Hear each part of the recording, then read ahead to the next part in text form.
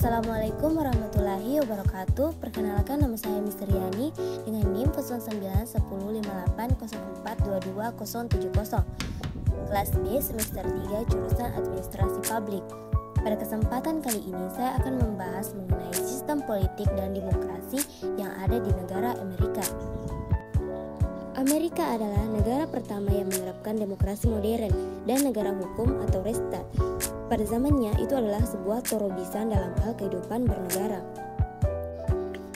Amerika memiliki luas wilayah yang terbesar ketiga di dunia setelah Kanada dan Rusia. Luasnya mencapai 9.826.630 km dan berpenduduk hampir 300 juta jiwa. Pada populasi tahun 2004, jumlah penduduk yang begitu besar terjadi karena adanya imigrasi besar-besaran pada sekitar tahun 1970-an dan 1980-an. Imigran tersebut banyak berasal dari 5 benua yang ada. Populasi tersebut menjadikan Amerika sebagai negara berpenduduk terbanyak setelah India dan Cina.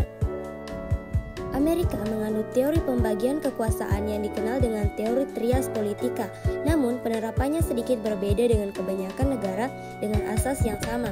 Eksekutif, legislatif, dan yudikatif memiliki batas dan kewenangan yang tegas satu dengan yang lainnya.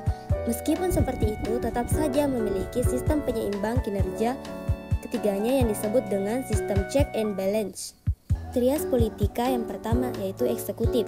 Sebagai pemimpin lembaga eksekutif, presiden memiliki tanggung jawab yang besar terhadap kelangsungan proses bernegara dan mengambil kebijakan.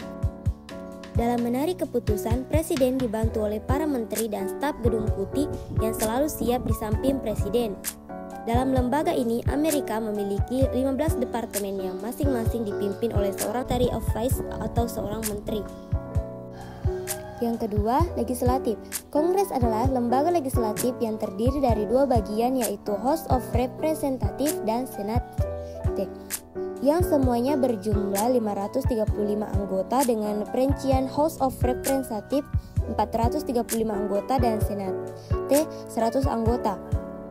Fungsi dari lembaga ini adalah merumuskan rancangan undang-undang yang akan dijadikan national law. 3. Yudikatif. Dalam sistem peradilan Amerika, Supreme Court adalah mahkamah tertinggi yang kemudian di bawahnya terdapat peradilan atau mahkamah federal.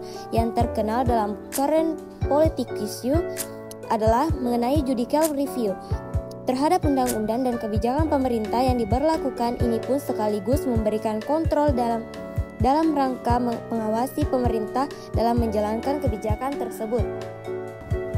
Adapun 6 prinsip demokrasi Amerika. 1. Semua rakyat harus menerima hukum yang berlaku di Amerika. 2. Hak berpolitik bagi minoritas harus dilindungi. 3. Masyarakat harus setuju terhadap sistem hukum yang ada. 4. Kebebasan beropini dan berpendapat tidak dibatasi. 5. Semua rakyat sama kedudukannya dalam hukum. Yang terakhir, pemerintah berjalan hanya untuk melayani masyarakat karena ia lahir dari masyarakat. Baik, sekian yang dapat saya sampaikan mengenai sistem politik dan demokrasi Amerika. Lebih dan kurangnya mohon dimaafkan. Wabillahi taufiq wal hidayah. Wassalamualaikum warahmatullahi wabarakatuh.